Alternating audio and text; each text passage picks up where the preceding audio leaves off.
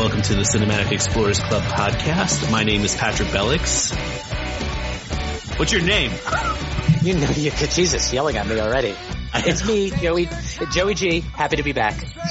You should be. So now we're already in a kind of like weird space because we're doing this all via Zoom. I was hoping that we would be able to avoid this because, obviously COVID is going on. It's still alive and well, maybe even more so than it was back in March because everything is locked down. We're not everything, but all our bars are closed, our indoor restaurants.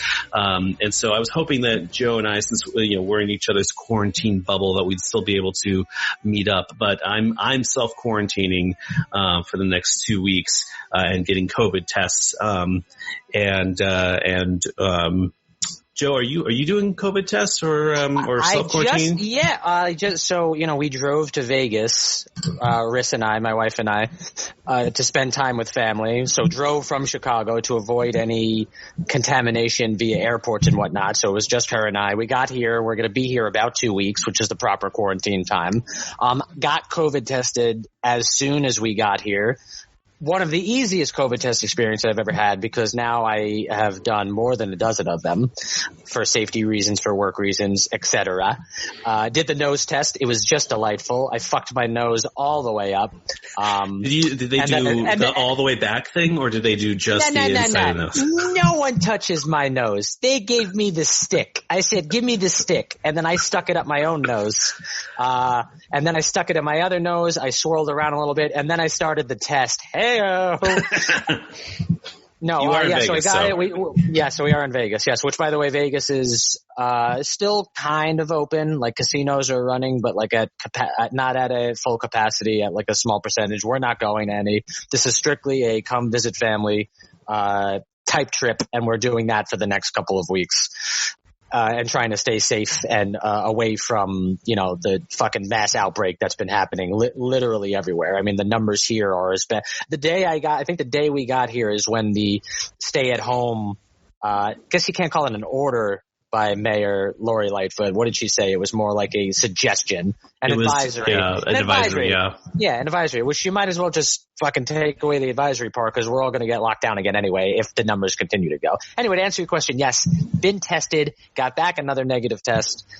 Easiest test we've ever done because we did it at a little pharmacy in the Summerlin area, which is close to where my parents' house is. And they got us results back as soon as they could, which not as quick as the rapid results or the results that you and I went for in the long drive-through lines. But yeah, we got our results back. So I think that there's something that we need to talk about, given that this is a movie podcast. A thought ran through my head. So at the beginning of this, back in March, Contagion was the movie that everyone was watching and talking about. It was the number one on iTunes in terms of all the rentals going on. Yeah. We should find another movie to talk about. I mean, I want to say something like Shaun of the Dead because there's a lot of idiots involved. A lot of idiots involved. Honestly, the one that hits home for me was, Marissa and I just did 31 horror movies in 31 days for October. We're watching Alien, which is towards the end of our list, and there's just a part in Alien that hit harder than I think honestly anything has ever hit me in terms of a movie reflecting real life. They go out of the ship for the first time, and I can't remember the character name, but it's John Hurt who initially gets attacked by this thing, and he goes into this coma. So they're bringing him back in, and Ripley, Sigourney Weaver, tells the crew, we can't let you in. We don't know what you've been exposed to. You guys need to quarantine. And they're like, nah, fuck it. Who cares? This is my ship, you stupid bitch. I'm not verbatim quoting the movie here. It also helped that there was a robot that was like, nah, we got to let him in because, spoilers for a movie that came out, 30 years ago. But the robot was actually planning on capturing this being, aka the alien. Anyway, this part happened, and I look at Marissa, I look at Anthony, who was in the room with us, and I just say, wow, if that's not like an exact direct thing that's a parallel to what's happening to us, because everyone's just like, nah, fuck your quarantine. And the rest of the movie, Ripley's like, should have quarantined. No one listens to me. Who am I? Who am I but your protagonist? So this is what we need. We need something that is a direct parallel. Like we need that. Well, we have the photo and then we pull that plastic sheet down and it sits there and looks at the timeline for every single beat of Alien that shows how it is. Like it's our new Contagion. That's what it is that we need a new Contagion. It really should be Alien because really let's be real. Like Alien's a better movie. Yeah. Sorry, for some my mind went back to when you said Shaun of the Dead, and I was like, I'd put Shaun of the Dead in the ring with Alien, let him go 3 rounds. But in terms of those two, I mean, personally, yes, Alien is the better one. Mm-hmm. There's the obvious parallel in Contagion with the bat that like starts the disease, which, towards the end of the film, they have this whole montage of literally where this thing started. And, none of them are good. Let's just put it that way. Yeah. None of these things are good. I didn't like seeing none Contagion of them are good trending. To watch right now. No, I didn't like seeing Contagion trending. There was the other one with Dustin Hoffman too, which I think is just called Outbreak, and everyone's like, ha, let's watch it. Actually, I'm happy you brought this up because I have to say something that I personally feel there's a lot to be angry at. There's a lot of people to be angry at. There's a lot of things to be angry at. I don't think I got more angry than when I watched the trailer for this new Michael Bay movie called Songbird, which is a movie about COVID. Going up to like level, I think they said it gets to like COVID-99, and it's just like, dude, read the room. We are literally still dealing with this thing, and of course Michael Bay's like, you got to make a movie. We got to capitalize on this. Here's the thing, I totally missed this.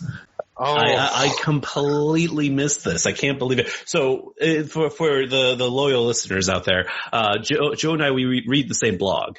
So we do read the same blog, yeah. So essentially, whenever we say to the other person, I'm like, "Did you hear about?" Where the other person's always like, "No, well, yeah, we read the same blog." So we read the same blog, yeah. So we're always on the up and up. But I completely missed this. When did this trailer come out? This trailer only came out about a couple of weeks ago, but the film was announced everything shut down. They shut down the NBA, in March is when it really, really started taking effect. By April, I was reading these reports. Michael Bay is producing a movie about COVID-19. And already I heard the worst sentence of all time, which is Michael Bay is, and that's all I needed to hear to stop. Mm-hmm. So there was that. And then I was just like, what a disgusting tactic to try and make a move. Listen, I understand. Listen, because I was having, when you have that argument with like, well, if someone else is going to say, well, here's why, a good reason it would be made. So here was the argument I had in my own head. Someone is probably going to say, well, they make movies about the Holocaust, or they make movies about World War II or the Iraq War or the tragedies of 9/11. And I'm like, yes, but they didn't make it while the thing was still going on. Mm-hmm. They didn't, as soon as the Twin Towers fell, you didn't see fucking Martin Scorsese going, Jerry, I got this great script. I don't know why he's talking to Jerry Seinfeld, but he's saying, Jerry, I'm going to shoot this movie. And it's like, there's fucking still ashes on the street. That is a Seinfeld scene in and of itself, is this idea of yes. like, I mean, you could see Costanza pitching it to Jerry Seinfeld, and like, really, you should go write that episode because I think you got something that could get made. Listen, I don't want to keep blowing your mind here. I may have told you this, but since we're on the podcast, I'm going to retell it to you. Someone wrote and it was pitched around for a while, a 9/11 themed Seinfeld episode that some of the producers of Seinfeld got a hold of. I think you may have even sent it to me, and were like, this honestly could be it would have been one of the best episodes of Seinfeld ever, but it was just so kind of like, oh man, so like, bad. I don't, yeah, bad in the sense of like, oh, we're pushing the boundaries, which is what comedy does, Which is what comedy does, but in a weird way. Like, I believe the episode started with George walking into Jerry's apartment, and he's like, Jerry, I got dust all over me, Jerry, human dust. And I'm just like, yeah. So, oh god. So fortunately, someone wrote that episode, so we don't have to do it. But to translate it back to what I was talking about, I can't believe you haven't seen this trailer. It's also, the movie just looks god awful, this Songbird, because COVID is now enhanced to like COVID, I don't know, 99. They're like, week 115 of lockdown. And it just hurts because there's some people in there who I do like that. It's just like, I was like, man, did you really need a paycheck that badly? Like, how did you agree to being able to like, I think Bradley Whitford was one of them. Like, I saw Bradley Whitford in this trailer and I was like, man, I love you, but couldn't you acknowledge and say, I don't need to make a movie about something that's still currently not only going on, but actively killing people that we actively don't have a correct answer for. It just felt like super distasteful. And it still does. And it's like I said, there's a billion things, a billion people, a billion reasons, a billion ideologies to be angry at, because it's a very, very strange predicament we're living in. But that one just takes the cake for me. You know, it's like how Suicide Squad was the worst thing that happened in 2016. And we know what else fucking happened in 2016. Suicide Squad still tops it. This is getting there. This is getting there for me. Well, speaking of Suicide Squad, so we haven't been able to talk about the new Suicide Squad because we just haven't been. It hasn't come up in our conversation on the podcast or otherwise. So, I want to say that I've made a psychological decision not to bring it up, but let's do it. Let's rip the Band-Aid off. So the new Suicide Squad, which is titled The Suicide Squad, which is being written and directed by James Gunn. Have you watched the trailers or anything related to it? I have watched the trailers partly because, as we spoke about on our last podcast, for my job, anytime something wrestler related gets involved, we need to report on that for our site, because that's the type of things that we report on that our readers like to see. So of course, John Cena, who's playing Peacemaker, is involved in this trailer. So boom, there's your headline. New trailer for Suicide Squad featuring John Cena is out. So by proxy, I had to watch the trailer for work and enjoyed it. Quite enjoyed it. Very curious to see how I was waiting for a butt there. No, but I did enjoy it. I love James Gunn. Who doesn't love James Gunn? James Gunn is a 1,000 times better filmmaker than David Ayer is, and I used to like David Ayer until he made Suicide Squad, and I lost all respect for the man. Now, how would you feel about if it came out? Because there have been reports here and there that David Ayer has said that the version that made it to theaters is not the version he cut. Do you know the story? Yeah, I do know the story. I don't care, because here's the other thing. I like Zack Snyder. I've seen trailers for Zack Snyder's The Snyder Cut of Justice League, and it looks like the fucking same thing. I'm sure it will be different. And this isn't even because I'm more of a Marvel fan than I am a DC fan, specifically because the movies have been such more quality over what the DC films have been. You know, I watched Aquaman on your recommendation. I enjoyed it. Wonder Woman I thoroughly enjoyed. I like Man of Steel. I even like BVS. Suicide Squad was, you know, the worst catastrophe that's ever happened to these United States. And then Justice League was only 90 minutes, so I can't really fault it for only wasting 90 minutes of my time. But I know student filmmakers that could have put together a better superhero flick. So I don't really care that David Ayer has a better version of a flaming pile of shit, because what is he going to do? Take away the flame? And then what is it? Just a regular pile of shit? Great. Fantastic.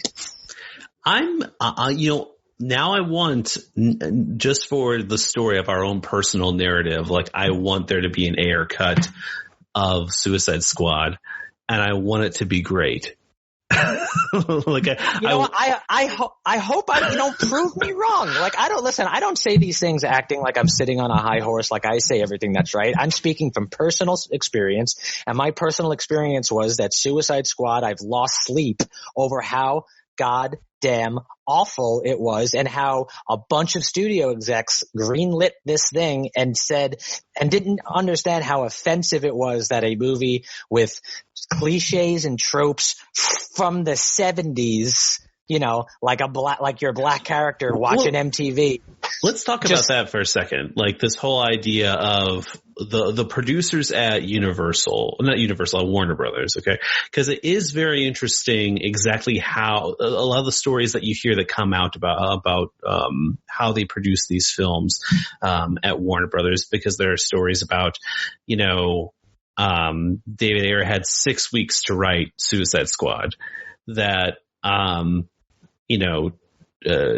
reason why Justice League was kind of rushed out was because everyone wanted to get their bonuses in, and somehow those were contingent on Justice League being released. So they didn't care that it got out there.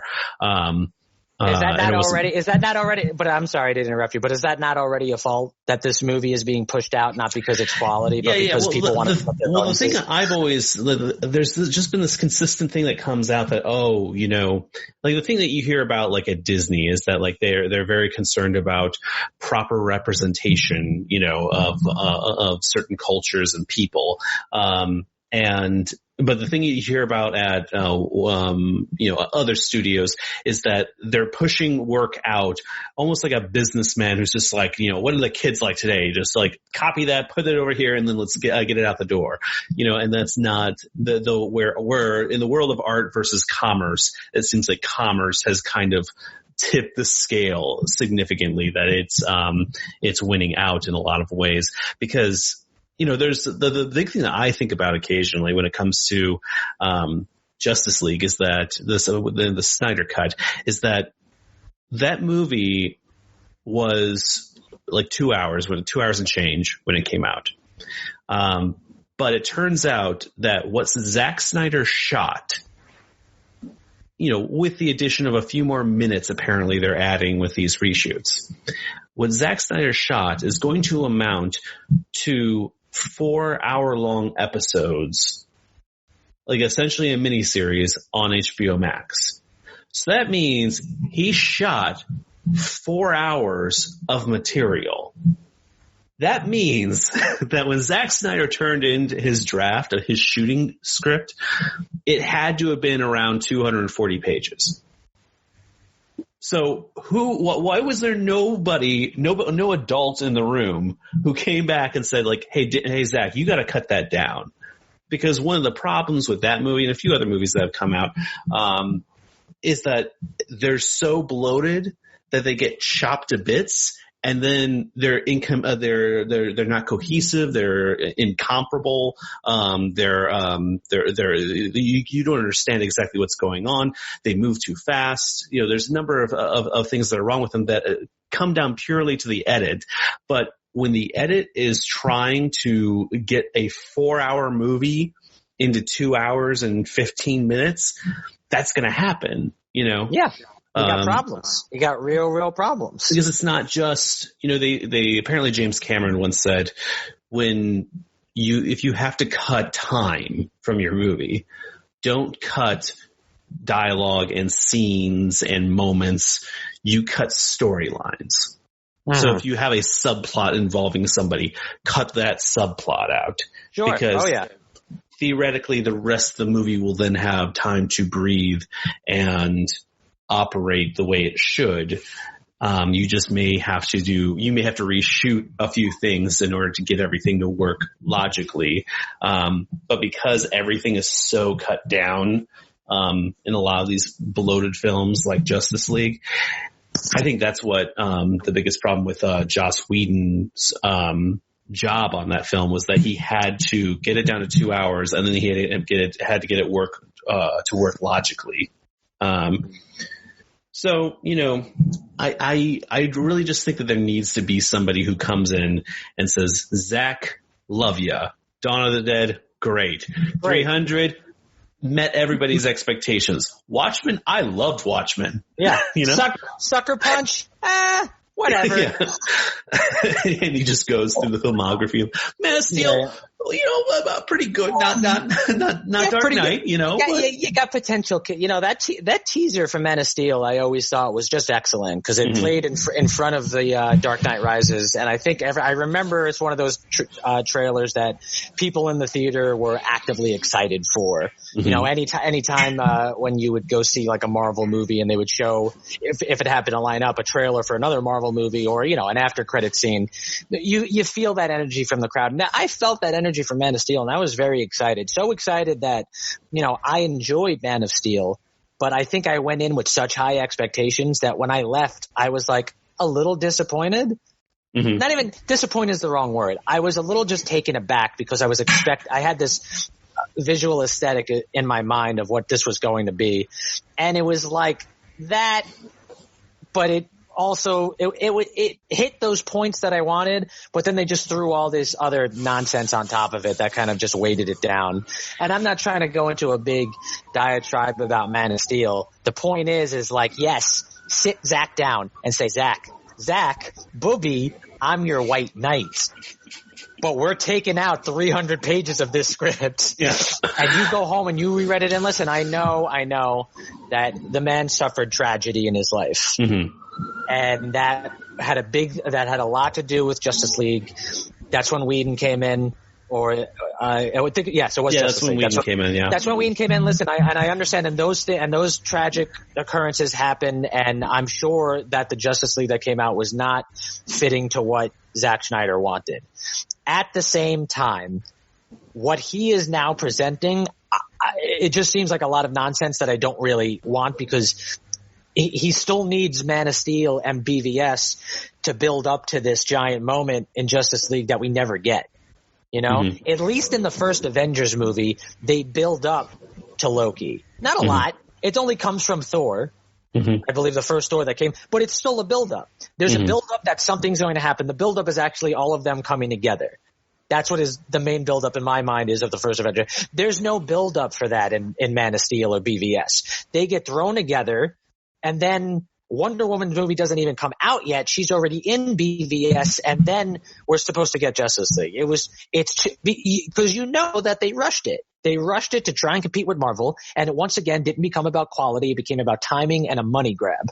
I'm not the first person that's broken this down and theorized it, but it just frustrates me because I rooted for these things. I wanted to go see Man of Steel. I wanted to go see BVS. I didn't want these things to be bad. I'm not petty. I'm petty when the fucking movie sucks and they don't stop. They just say, let's keep going.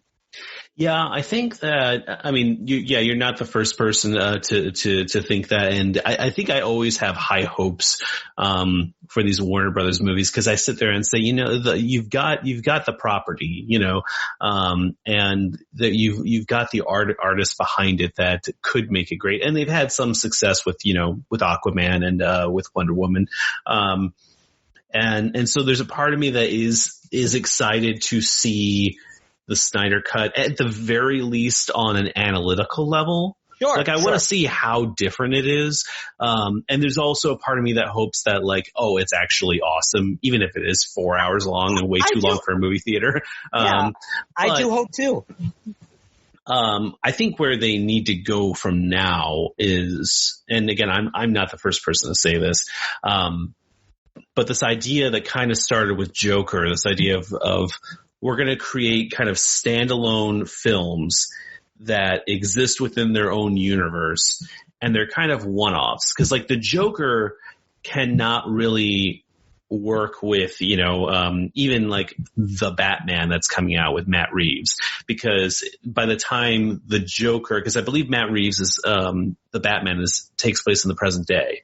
Yeah. So I believe Joker took place in the 70s? 70s, 80s. 70s, 80s-ish. So let's say it was whenever Taxi Driver came out, just pretend that's when Joker took place. So now let's split the difference and say it was 1980 on the dot. Yeah, so by the time, Joker is, let's be generous again and say he was 30 when, at the time of that film.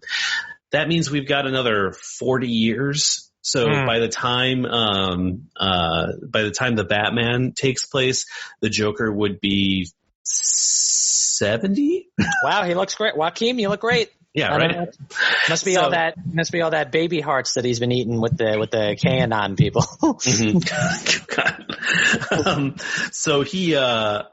This idea of the Joker, it kind of takes place in its own little universe, its own aesthetic. That's where it kind of exists. And then Logan in the Marvel, not the non-MCU Marvel universe, right. Also kind of took place, I think later retroactively they said, no, actually this does take place in the regular X-Men universe, but that's bonkers. The X-Men timeline is bonkers in and of itself. Oh God, yeah.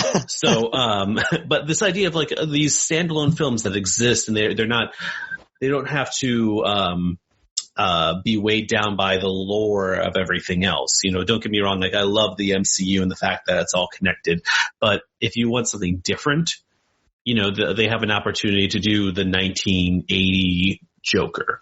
They have the opportunity to continue Harley Quinn, because Margot Robbie was great as Harley Quinn, into her own stuff. And, you know, maybe leave some of the stuff from Suicide Squad behind that we don't want to remember, you know? I think that there's a real opportunity there. And have you heard about how they're talking about like connecting everything in the Flash movie? Is it through Flashpoint Paradox, or is that just me spitballing my I think that's the assumption, if not confirmed. But the whole thing about how they cast Michael Keaton in the Flash movie. Have you heard that? I heard, yeah, which does excite me. So he's supposed to be playing Bruce Wayne Batman, right. And supposedly the idea, and also Ben Affleck is going to show up in the movie. So supposedly the idea is that there's going to be a multiverse, and you'll see multiple Batmans within that film, which is a great idea. Again, and theoretically they might be doing that at Marvel too. So it's a little bit of like space race right now, who's going to get to it first. Well, haven't they confirmed that with Spider-Man? Haven't they confirmed the Spider-Verse where they... I don't think they have confirmed it. It's been very strongly... rumored, what's the word? Well, it's a rumor, but like pretty much everyone is saying like, yeah, this is going to happen, but nobody has confirmed it. Like, no one has confirmed it? Nobody said... I'm pretty sure nobody has confirmed that Tobey Maguire or Andrew Garfield are in the new Spider-Man movie. I know that... I mean, they've already kind of started it because J.K. Simmons is still J. Jonah in the new films. Mm-hmm. So theoretically, you have this idea. Oh, you know what they did confirm is that Jamie Foxx is going to be Electro. It's going to be Electro. Yes. So that may be what you're thinking of. That they've confirmed that that's happening. I don't hate that. Amazing Spider-Man 2 was a very, very weird movie theater watch, because I think people that were super, super pumped, and I went to a midnight showing. I think all the people there were like, ooh, I think people were ready to cheer, and instead they were like,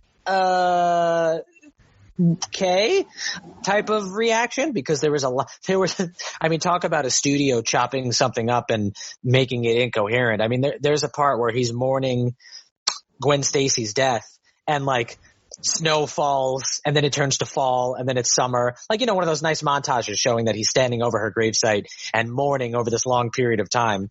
And then they cut to the Rhino in the street, and they're like, it's been 2 months since we've last seen Spider-Man. I was like, did you just give me 4 seasons of change in 2 months? Like, that doesn't make any sense. It doesn't snow and then go 90 degrees. I mean, I get climate change, but don't throw realism at me. I don't want to hear it. That makes no sense. That movie was a chopped up mess, but Jamie Foxx was, I kind of liked he had this weird dubstep, like this dubstep music vibe to all the electro sequences. And Jamie Foxx is just one of those phenomenal, multi-talented gents who could really do anything. So yeah, give him another crack at it. Why not? Why not? Yeah, why not? I haven't seen the Amazing Spider-Man part 2, not part 2, just Amazing Spider-Man 2, which is a mouthful of a title. But I just heard really bad things, and there's other things going on in the world. Yes, there are. Did you like that film? No. But I didn't hate it. Like, if it's on, no. Well, there's a difference. There's a difference between like a movie that makes me so angry that when people talk about it, like I leave the room, I'll end friendships. I'll hit the defriend button or the unfollow button on a social media if I see someone praising something like a Suicide Squad. But Spider-Man 2 was it was fine. But that's the thing, is that if you're making this big blockbuster from one of the most beloved fictional characters of all time, and I'm not just talking about comic book characters, who doesn't love this universe, who doesn't have a universal global love for Spider-Man?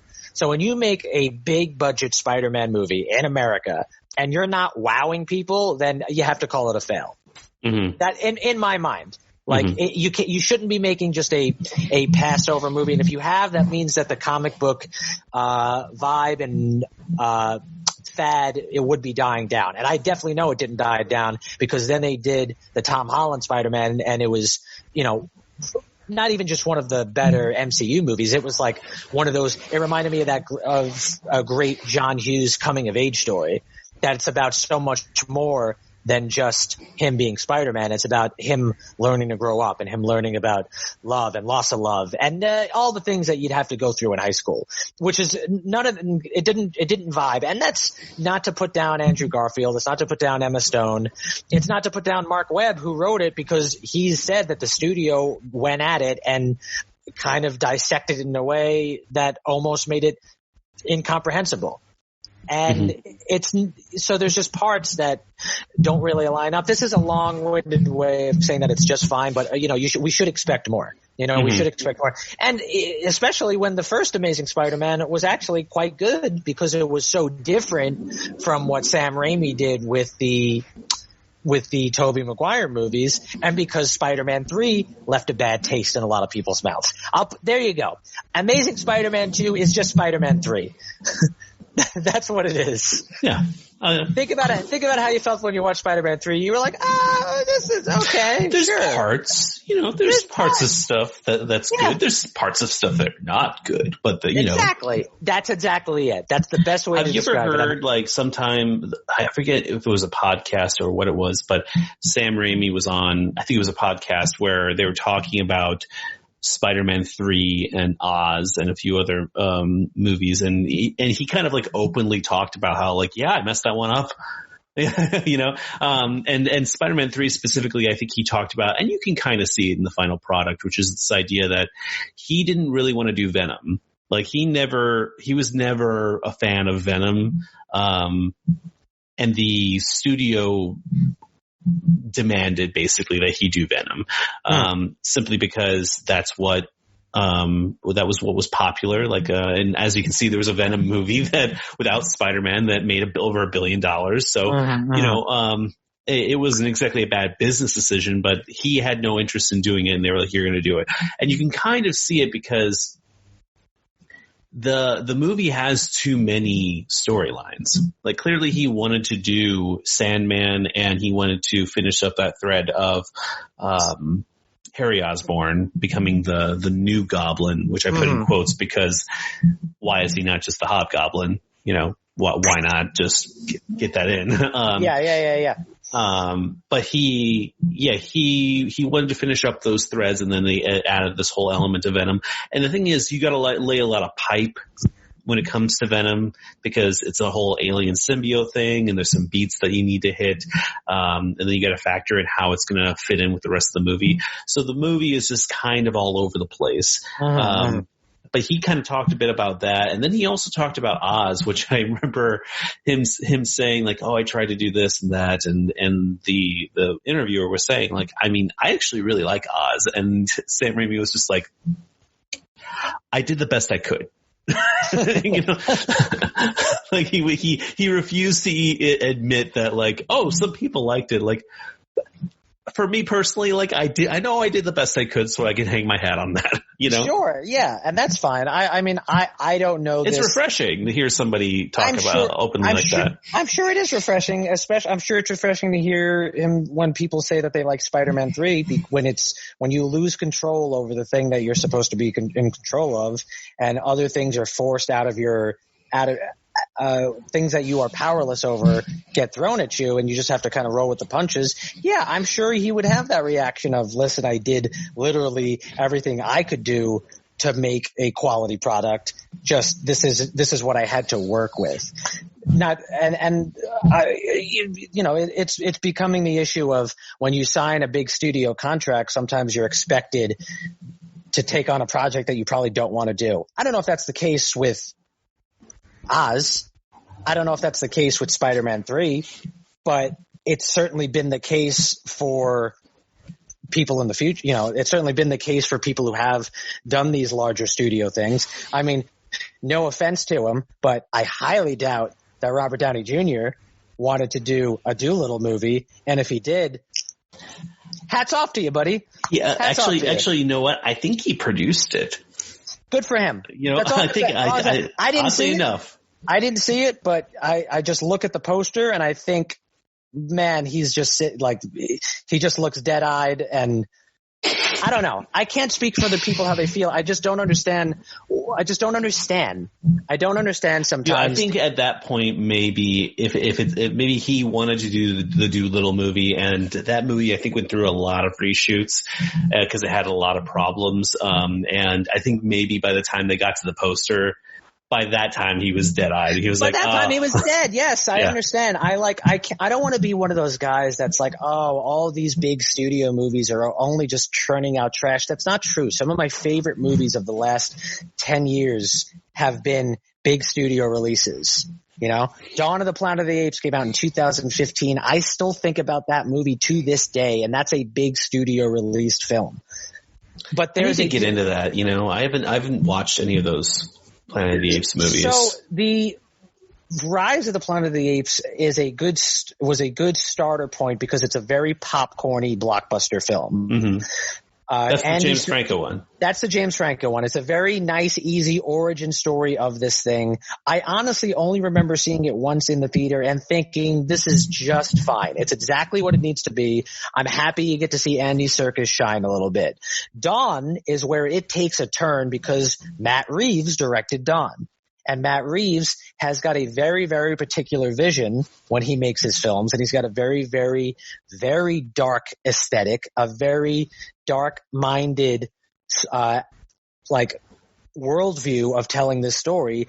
Dawn, I associate to a Macbeth or to an Othello. Mm-hmm. Like, it is Shakespearean levels tragic because it's about so much more than just apes taking over the world, which I know that's what that whole franchise has been.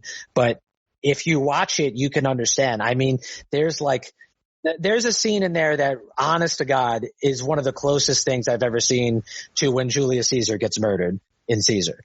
Like, in my mind, like, that's how I felt. Like, the amount of, I guess you could say, deception. It almost felt like a political killing. Like, that's how I felt. Now, this is a fucking action movie, so don't go into this and expecting one thing, but this is just the emotional reaction I got. Then you get to War of the Planet of the Apes, and I kid you not, War of the Planet of the Apes, which is also Matt Reeves, could be likened to the Ten Commandments or any other massive biblical tale.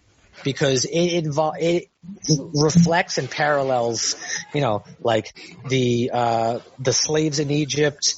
It reflects and parallels some civil rights movements. This movie has no right for having these type of themes for a movie about apes taking over the world. So when I think of a big blockbuster film that really, really affected me and how I feel about film in general, I think of those. I think of The Dark Knight.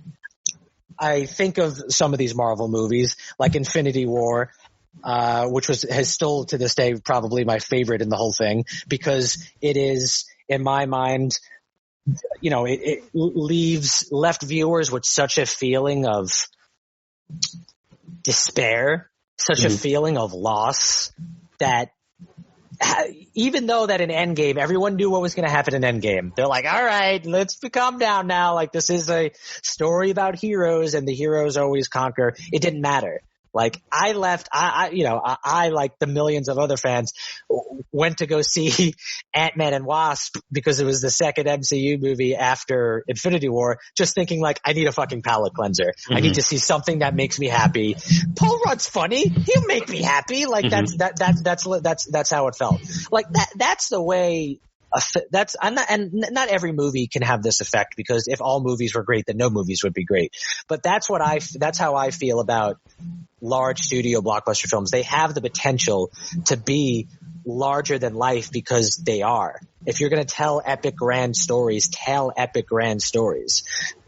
And when you just see studio after studio after studio pushing out just the same nonsense over and over again, it's disheartening. It's disheartening as someone who wants to work as an actor. It's disheartening as someone who wants to work as a filmmaker. It's just disheartening. And it makes you go away, which is why for the last few years I've always been more into studios like A24, studios like Blumhouse, studios that are giving us original content that are challenging the ways we watch film or interpret film as a viewer and how people make movies as artists. So those are just the things that drive this business, because you have to continue, because movies are made by movie fans. And if you start driving away movie fans, you're not going to have anyone that likes or wants to do this anymore. In my mind, there's definitely a business aspect to it, but for artists, you have to obviously have a passion for the thing. And I don't like when something gets put out and there's no passion behind it. It's just a studio project. The Hangover movies are a classic example too. I know I'm jumping back and forth with just franchises, but I was talking to someone about this the other day, where the R-rated studio comedy movie was big. You know this. We're big Kevin Smith fans. Look at the numbers that Jay and Silent Bob did. Look at the numbers that the first Hangover did.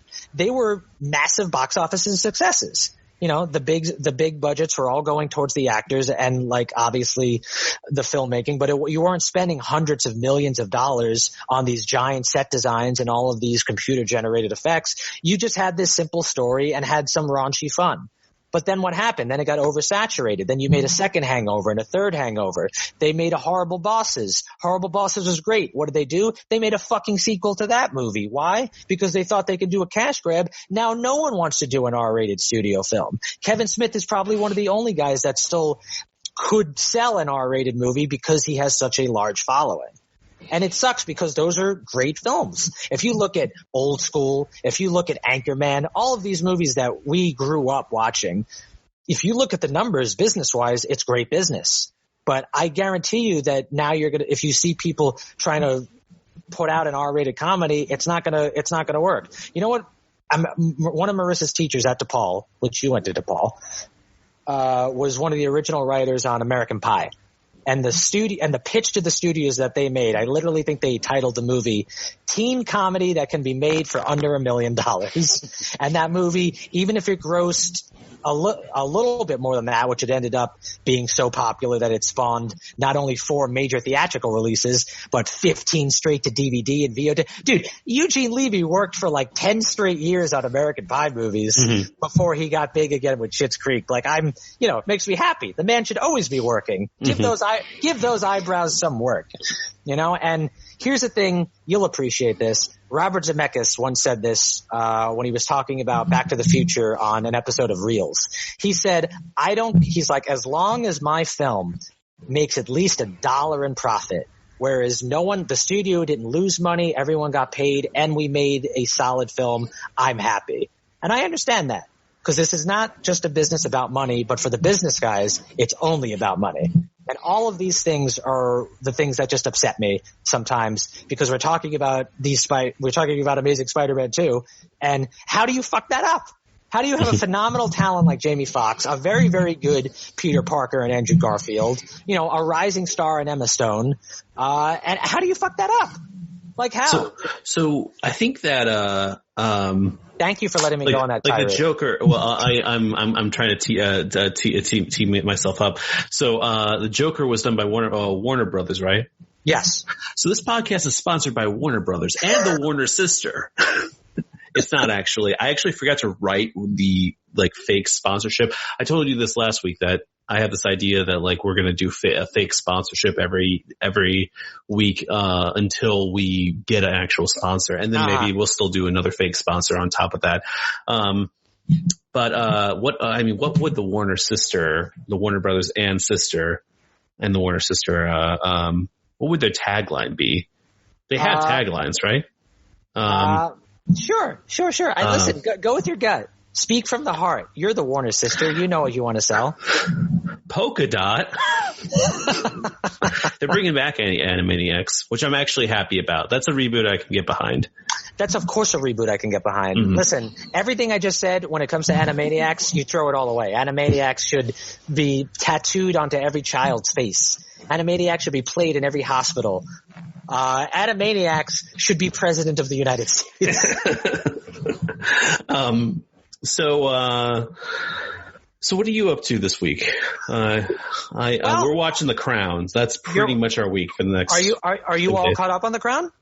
No, we're about 5 episodes in. Okay. Well, listen, having never watched The Crown, I saw pictures of the actress they chose to play Princess Diana, which is going to be the storyline in the new Crown. And just based on those pictures, wanted to start watching it because I remember as a kid, my mother in the next room has got a doll of Princess Diana. She was a very, very important figure. My mom too. Yes, your mom too. There you go. I understand. I remember the sadness being in the room as a kid and my mom watching the news that Princess Diana died broke me to this day. And I remember because it was shortly after Mother Teresa died too. And I was like, wow, what a terrible fucking week for great women. So they showed the picture of this actress and I just felt that pain again. And I was like, wow, I would 100% watch this season. I would. There are a lot of people that are, talking about that right now that they're going to tune in. Like they haven't watched any of The Crown before, but they're going to drop into season 4 because they remember this shit. Like now we're up to the part where I remember this. Well, it's what I found out about it the same way I find out about everything, which is it was one of the top trending things on Twitter. I was like, why is Princess Diana? Because it's funny because looking at what the top trends in Twitter is always just such a mad mixed bag. Patton Oswalt attributed to like, especially when Trump was president, he would like pick up his phone and he's about to press the Twitter thing. He's like, I'm too scared. I don't know what it's going to be. It's like that same day. It's like 100,000 new cases. NBA is going to be returning next month after all. Princess Diana. Why is that in there? To answer your question, I feel like I might as well explain why we had to start a little bit late today. I said I had a work emergency. Do you want to hear what the big gossip is in the pro wrestling news circuit right now? Yeah. So a wrestler recently got released because she breached her contract because a WWE wrestler, recently got released. WWE recently put out a new policy saying that wrestlers that like to use third-party platforms like Twitch, Cameo, or OnlyFans were banned from using those because they are using their likeness that was created by WWE, and by that proxy, WWE owns the rights to those things. Now, there were wrestlers making a lot of money on the side, portraying themselves on Cameo, portraying themselves on Twitch. So they put out this new policy. Now, this particular wrestler was making more money doing Twitch and her OnlyFans account than she was under her WWE contract. So when they put out this new policy, she started an OnlyFans account under a different name. They found out. And she was like, they kind of trapped themselves. She upset the higher brass of the company. So they fired her. They released her. They terminated her contract. And she even said on Twitch afterwards, I'm devastated because I lost my dream job, but I, on my own back, built this following on Twitch and built this following on OnlyFans. And this is like kind of the big gossip, kind of the big debate now is what they're doing legal? Technically, WWE, that is. Technically, yes. Are these very outdated labor practices by Vince McMahon, who is a relic of the business and is old money and is the Donald Trump version of the professional wrestling world? Yes, that's also very true. To a point where every other wrestling company now is promoting, look, we let our wrestlers use Twitch because we don't care. Because when you're a multi-billion-dollar company, why does it matter if a wrestler is making a little bit of extra money on the side? Now, here's the other interesting aspect of it, and then I'd love for you to chime in because I'm interested to hear your perspective. People will say, well, she only gained that following on Twitch because she was a pro wrestler made star in WWE. I disagree with that because you're assuming that only pro wrestling fans are watching Twitch. That's not how that works. Twitch has its own following because people that like to watch Twitch are massive video game fans. And some people, I know for a fact, discovered her and later found out, oh, she's a WWE wrestler. You should see that one of the biggest Twitch followings out there is pro wrestlers. And it's just, it's a gray area because there's no right or wrong answer.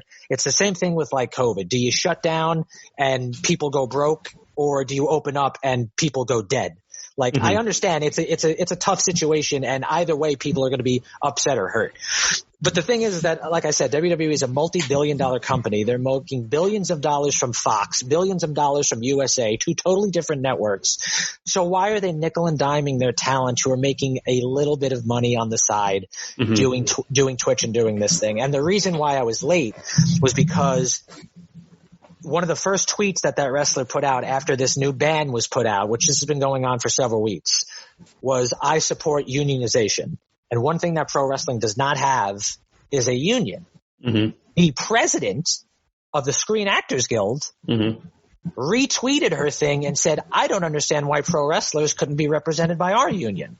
So now there's a lot of talk about possibly pro wrestlers being represented by SAG-AFTRA. But here's the thing. Vince McMahon is not dumb.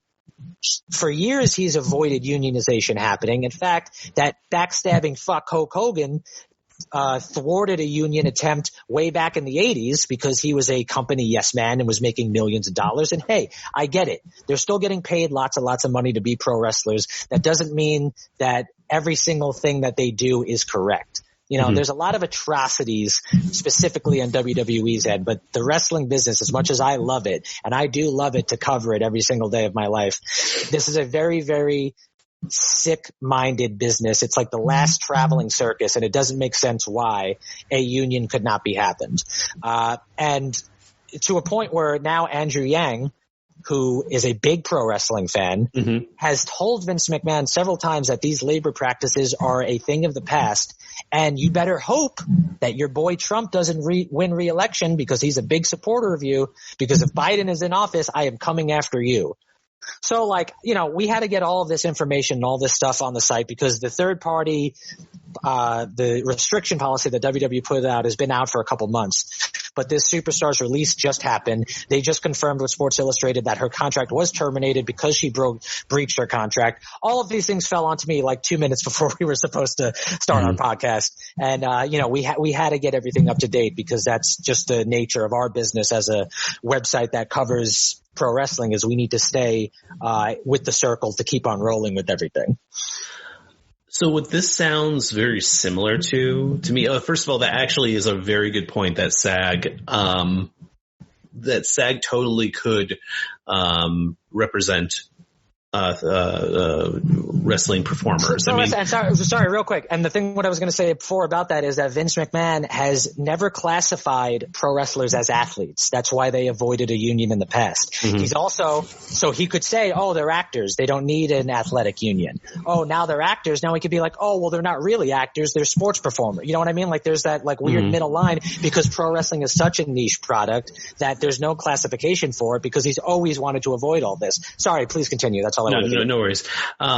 What this sounds very, very similar to me is that there was a trend for a while, and I don't know if this is still the case, but, you know, when Buzzfeed first started becoming a big thing, you would see all of these videos that were very clickable, and there were some personalities that were developed on the Buzzfeed platform, on YouTube especially. And there was a trend over the last couple of years where you'd see these videos that would say, why I left Buzzfeed.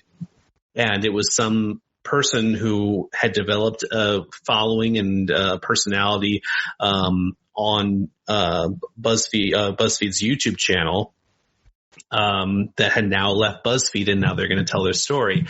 And what it all kind of usually centered around was this idea that I would have to spend day after day, hour after hour, I would be spending time doing nothing but creating videos for Buzzfeed, creating content for Buzzfeed. And I never owned anything that I created.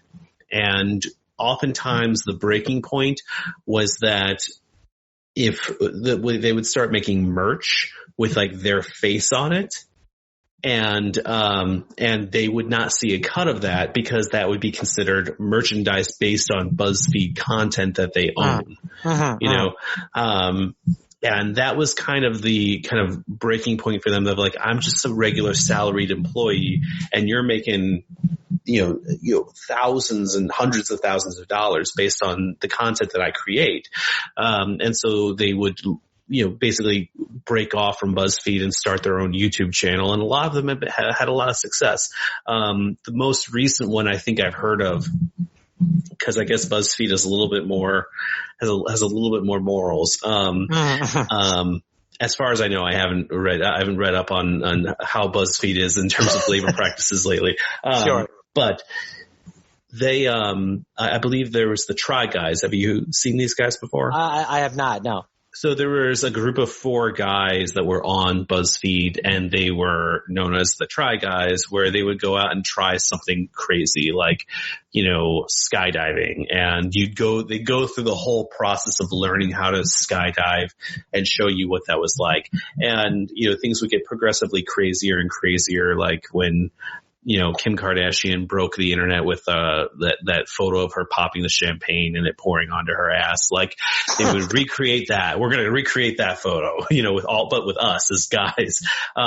So there was a lot of stuff like that. They quickly became one of the biggest group of personalities on the platform, and they negotiated leaving down the line, and they took a lot of their kind of staples of what they would do. Cause I think this is one that was actually there, where one of the guys named Keith, he would go to a restaurant and order everything on the menu and take one bite of it and tell you what it was like, or tell you what he thought about it. And he still does that, a lot of stuff like that. So it sounds very, very similar. And to be honest with you, like, I just don't understand. I would kind of get it if, there was a personality that was created and or purchased by the WWE, that it was, and by the way, when I say it was like created by the WWE or at the WWE, I would say they would have to have heavy involvement in it, not just like, oh yeah, we're there when you created this personality. Right. But let's go ahead and say they were heavily involved in the creation of this like particular personality. And then, they started a Twitch and performed as that character, not a version of that character, not them, I can kind of see where they're coming from with that. But it sounds like this person that you're mentioning created a separate Twitch account under her own name and was then performing quote unquote as herself. Yes. And at that point, no, you don't own this person. You own that. You may own the personality of this particular character, but you don't own this person. J.J. Abrams gets to work at Paramount and, Disney and Universal whenever he wants. Right. Right. He gets to do what he wants. Sorry, go ahead. You want to say something? No, I mean, I was just going to say, I'm happy you said that as from an outside perspective of who's not, who doesn't currently watch pro wrestling or know about this story, because that's the whole issue, is that they literally said they basically said, quote unquote, we own the rights to your name and likeliness. And it's just not really how that works, because, the way pro wrestlers made a profit from starting back in the original, Carney days all the way up till now it was always based on gate. How many people came to the show? How many people were buying your merchandise? All those things. They did these things called house shows, which is they would do 4 live events that people could attend to that were not televised. And these live events were mainly used for the talents to work on stuff that they would then bring to the TV show. Here's the thing. They can't do fucking live events anymore because of the pandemic. So they're losing out on the gate of people buying those tickets, and they're not receiving any income from the gate. The other big way that they made an income was off the pay-per-view buys, which was their big model back in the 90s when it was at its biggest thing. You build up weeks of television, building up to an event to see a payoff of a story, and people pay to see that happen. Why it was called pay-per-view. Then in 2013, they launched their WWE Network, which is their Netflix, where people pay $10 a month as a subscriber, and all the pay-per-views, including from the past, but all the new pay-per-views are free. So now people are paying subscribers. You're not getting pay-per-view buys. They don't see any of that fucking money. I don't know. Maybe it was written into the contracts now, but that's a huge loss. You're talking about, say, if 100,000 people buy a pay-per-view at $60, or you have 100,000 people paying $10 a month, there's a huge loss there in profit. And that's the same thing that happened to actors, but guess what? There was a union that renegotiated a few years ago. There was a union that renegotiated everything, and that's always been the thing. Well, one of the big guys that and this has been conversations that's been going on for years. One of the big independent pro wrestlers that never signed with a promotion because he always pushed to unionize, and they always ousted him and said, "This is not the type of thing that we're looking for. You need to just shut up and wrestle." And he was like, "No. That's not the way, like, I'm not going to fall for your fucking corporate propaganda. I'm going to do what is right and try and unionize for these things." And I understand not every union is perfect. And I understand that especially in 2020, not every union realistically makes sense. But this is like a long time coming. Now, unfortunately, the guy that was the fucking head of this, excuse me for dropping so many F-bombs too. The guy that was trying to head up unionizing got ousted in sexual assault, or got outed for being a sexual abuser. And it's like, the whole idea dies right there, because now everything that he worked for, all of his movement throughout, and he was like one of the most popular names on the independent circuit. If his name was on your show, you're more likely to sell tickets. That's the type of impact the guy had. I'm not even going to say his name because the allegations against him were disgusting. Everything gets lost right there. You lose everything. And this is the type of thing that keeps happening in this business, is as soon as they try and get built up, they get cut back down. And it's hard to see. And that's why, honestly, my profession, they used to call it, now I used to say I work for a wrestling website or I work for the wrestling media. They used to call this thing the dirt sheets because it was like frowned upon, because it was ruining the image of the business, because these guys were fake performing. Which is the dumbest thing anyway, because if you can't tell that these people are fake fighting when you have a gimmick of a guy who comes out of a casket and then comes down from the rafters, or they set the casket on fire and then next week he's on TV. If you can't figure out that that's fake, then you got some real fucking issues that you need worked out. So now, because the fan base of this industry is so in touch and they're so interested in reading about what happens backstage more than on television sometimes, everyone knows everything. Websites like the ones that I work for are revered. They can have an effect on the business. They can change. So us reporting all of these things, all of these massive stories, it gets whether it's negative press for the company or not, it's important because it has an actual effect, especially on Twitter. Wrestling fans on social media have changed more things for promotions, for superstars, for talents getting signed than some other industries I've ever seen, because the wrestling fan base is strong enough to have that reaction where if they negatively don't like something, you're going to lose viewers, people are going to stop watching, merchandise sales go down, ratings go down, the television deals aren't going to be re-signed. They have that effect. Like, the people can have a voice in this type of a thing, to a point where another big thing that happened, and this was almost 2 years ago, when the Washington Post journalist Jamal Khashoggi, God forgive me if I mispronounce his name, was brutally murdered in Istanbul, most definitely under the orders of the Saudi Crown Prince MBS. This is something that happened. Literally later that month, the WWE was going to do a show in Saudi Arabia.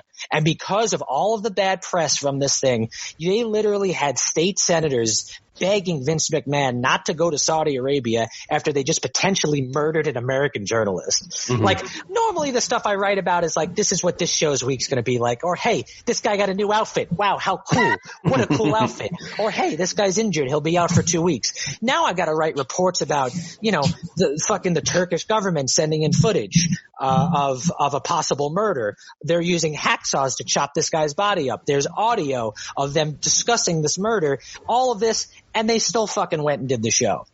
And when they went, even worse is the propaganda that the commentators at the show were forced to spill out, saying things like, look how great Saudi Arabia is now. Look at all the progression that the country has made. Meanwhile, because MBS has this whole ideology, I forget what he called it, something for the future, about how he wants to modernize Saudi Arabia. They're like, oh, look, women can drive now. Hey, look at us. Don't worry about the years of us chopping up gay people and stoning women. They could drive now. All's forgiven, right? And that's literally what these WWE commentators were doing. they're just commentating on a show. They're also saying, look how beautiful it is here in Jeddah, Saudi Arabia. This is the type of country and type of progression that makes the world keep spinning. And it's like, I know this is a show. And yeah, they have thousands of Saudi Arabian fans that are watching wrestling, that they like it. At the same time, you need to understand that you cannot escape the history of the things that happened here. Okay. So the money that Saudi Arabia gives them, that's fucking blood money. Like, you need to accept that, especially when an American journalist got killed and you still said, oh, we don't care about our image. We still went. And they lost a lot of support, not just from their wrestling fan base, but from partners. You know, Cricket Wireless is one of their partners. I'm sure they weren't happy about it. You know, USA wasn't probably happy about it when you have a television network named USA. These are just things. I mean, all of this to say is that this is, you know, this story is going to be kind of, it's one of those things where we're going to be talking about this for many weeks, and it's going to be interesting to see what happens, because there's a possibility of a shift of change that can happen. And if it doesn't happen, here's what will happen, is that now that they have a major competitor, people are going to start flooding to the major competitor. That's pretty much where we're at now. And even if they don't unionize, people are going to say, well, you know what? At least we have this major competitor. They let us use Twitch. They don't care if we work independent dates. Don't even get me started on the COVID aspect. WWE has had multiple COVID outbreaks because they weren't testing people. They were just doing temperature checks. How could you allow that to happen? Like, how can a multi-billion-dollar company allow these things to happen? And none of this is worse than Michael Bay's fucking movie Songbird, because it's. What I just wanted to ask was, like, so what we're learning right now in this moment is that Vince McMahon has really fucked your day up. He's really fucked my, I can't even the amount of sleep I've lost from the things that Vince McMahon has done just on a creative standpoint. You're a creative guy. Imagine this is your story, right? You're like, let's take Rogue One as an example, and I will put it in wrestling context. Actually, wait. What's your favorite movie? Let's go even better. I want to make this personal for you. I want to see you have a vivid reaction. My favorite movie is going to be a Star Wars film. So, like, keep it with Rogue One just for the sake of the story. So Rogue One. Okay. So the entire basis of Rogue One is to build us up into A New Hope. And we're telling this story that's an in-between story that we don't know about. Now, who is our main character in Rogue One? Jyn Erso. We're following Jyn Erso. We know what this story is supposed to be, right? She's looking for her father. She's then going to avenge her father. She goes on this suicide mission to help are they labeled the rebels then? Is that? I think they are the rebels by that point. They're looking for the Death Star plans. They're looking for the Death Star plans. Okay. So they're getting ready to go on this mission. Now, imagine that right after her father died, instead of saying, I'm going to go on this Death Star plan, instead she says, you know what? I'm going to join the Empire. Fuck it. They killed my dad. I don't care. This doesn't make sense. Want to know why? People are going to be so, why did she do that? That they'll think that this is good TV, because it doesn't make any contextual sense, right? After her father dies, why would she join the Empire? Does that make any sense to you? No. Okay. So these are the type of things that Vince McMahon does. Okay. He will do things because he's so interested in either throwing people for a loop or keeping people on their edge of their seat, that he will sacrifice quality to try and confuse you. For multiple reasons. Let's say it's because the Star Wars fan base for years, let's say before Rogue One came out, people were like, oh, I know exactly what's going to happen.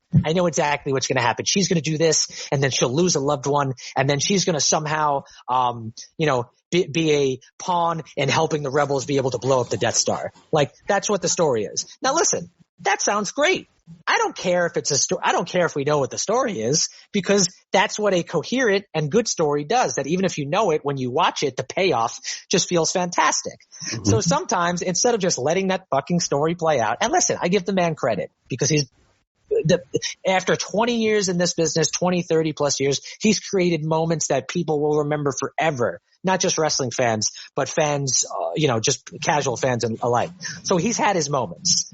But the number of times that he has made, what's her name again in Rogue One? Jyn Erso. The number of times he has made a Jyn Erso join the Empire or say, I don't care about the rebels anymore. I'm going to go open up a fucking coffee shop. The number of times he's done things like that, he pulls the rug out.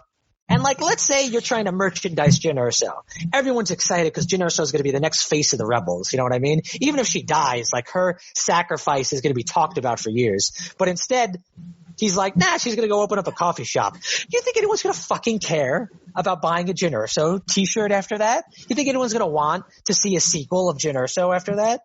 These are the type of – no, not Vince at all. McMahon, he really needs to go and study, some Joseph Campbell. He needs to learn some story structure. I mean, there are a number of books. He can go read Save the Cat. He can read Robert McKee. He can actually talk to Robert McKee or Brian Cox playing Robert McKee, and you have him yell at him about how, like, listen, like, if you have a character who abandons her ideals halfway through the money, you don't know shit about storytelling. I want to sit Vince McMahon down and be like, what do you mean nothing happens? A woman watches her child dead on the steps. Like, just give him the whole full 9 yards. Listen, I apologize for hijacking the podcast once again about what's going on in the pro wrestling world, but this should be so easy because Vince McMahon is a billionaire.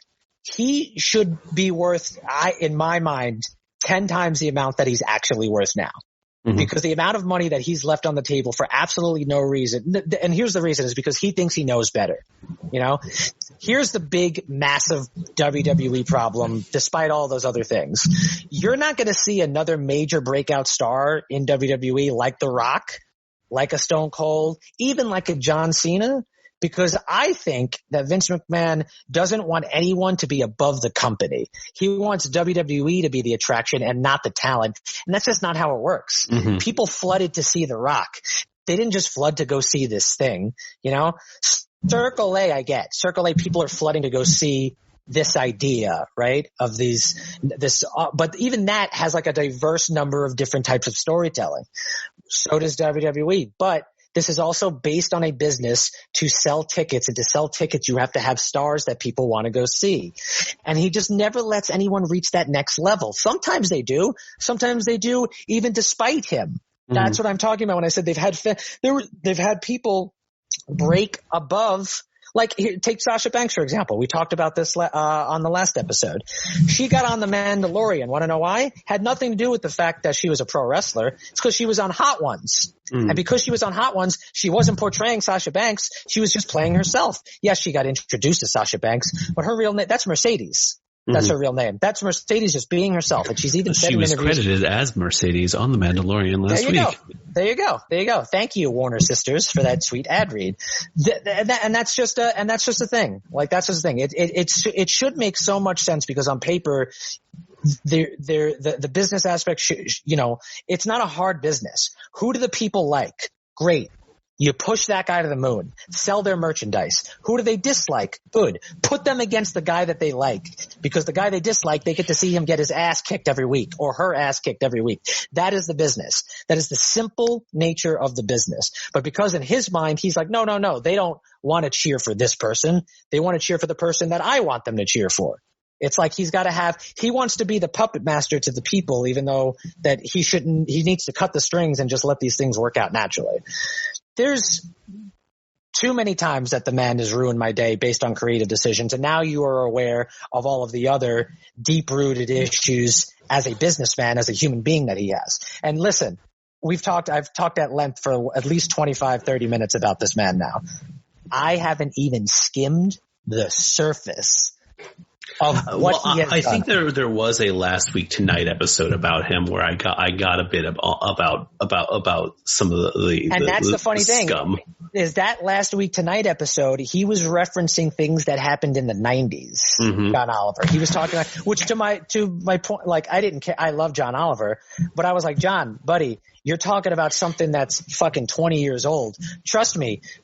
Watch last week's show and you will see 1,000 things that he could have been talking about pickpocket. One of those things being the Saudi Arabia story that he covered at length. Mm. So it's just like, or the COVID outbreaks, like he's covered that. But that didn't even skim the surface of the things. I mean, we're talking about corruption, covers up of murder that go back to the 80s, before the internet boom, before people knew exactly things going on. There's a great show that I would like to recommend to people listening that airs on Vice. That's called Dark Side of the Ring, and they are true documentary tales of some of the scariest and most tragic stories in pro wrestling history and how they have drastically affected the business to this day. Things like the Chris Benoit murder, things like the Owen Hart death on a live pay-per-view that I watched as a child, turned to my parents and said, why did they say that guy died? Because he fucking died during a live pay-per-view. That was a scary thing to watch, my friend. This is quite the never-ending circus fire is the WWE and Vince McMahon. So this is all great. If you could just go back and write a draft, because it sounds like you've got the material. Go back and write a draft. We'll take a look at it, and maybe we'll make the Vince McMahon movie that everyone's always wanted. Do you know that Netflix is actually making a Vince McMahon movie? They're finally doing it. They're going to do a biopic. Yeah. Is anybody attached? Attached in terms of talent or production, no, not of yet. They only just announced this. I do know that Netflix is making a Hulk Hogan movie starring our boy, Chris Hemsworth. That's right. He's even said in interviews, he's like, I got big for Thor. He's like, I'm about to get huge to play Hulk Hogan. So I'm excited about that because I like Chris Hemsworth and Hulk Hogan can eat my ass. Well, great. And on that note, thank you so much for chatting with me again. We'll do this again next week. You should keep us updated on the tragedy and where this goes. Cause I do think, as much as it's not like movies or television, it is entertainment. And so I think that there's performers involved in storylines. So I think that it is relevant, to what we're doing. And there's a lot of parallels, obviously. Yes, for your own sanity, and because I love you and you're my best friend. And I know you'll indulge me and allow me to talk about these things, but we are a movie podcast. Maybe you give me 2 to 5 minutes each week. I'll do a quick catch up on everything. I will unload all of my insecurities about this business, and then we can keep talking about fun stuff. We didn't get to talk about the David Fincher story that came out, or a David Fincher interview that he did recently, but there was a lot of fun stuff in that. So, yeah. You mean how we talk about how he about how he does a lot of takes, and everyone rolls their eyes. And everyone was ours, but did you know what he said in this? Well, I found out about it in the interview, but I guess on the audio comment or the director's audio on Gone Girl, he's talking about there's a scene where Neil Patrick Harris drives up to the house and he goes, and he literally says, this is that, and I'm going to paraphrase a little bit, but pretty much this is what the quote is. He goes, a lot of people say I like to do a lot of takes. If you look at Gone Girl, here's this take with Neil Patrick Harris. He drives the car perfectly center frame and then walks into the house. That was the second take. That was 2 takes we did. I did it on the second take, and that's the one we used in the movie. So fuck you. Yeah, I think he's tired of that conversation, but nobody else is. Nobody else is. Yeah. Yeah. No, I'm really excited for Mank. I don't know if you've made this connection yet, but when we were in college, one of my first writing projects that I ever did was that we took a playwriting class, and for our final we had to write an outline of an entire play and a scene from that play. And I wrote an outline for a play called Orson, and it was about the making of Citizen Kane. And but it wasn't from Mank's perspective, it was from Orson Welles' perspective. So I sit there and I look at that and I go, it's another $1 million idea that, just slipped through my fingers. Slipped through your fingers. I tell you what, buddy, honest shooting heart to heart here. I remember those 10 pages of that scene being excellent. You had a joke in there that Orson Welles slammed some popular filmmaker, and I was like, yes, the pettiness. I am Orson Welles and you are all beneath me. Yeah, exactly. All right. Well, we'll have to talk more about that next week. So, thank you again. And, Joe, I'd buy that for $1. Yeah.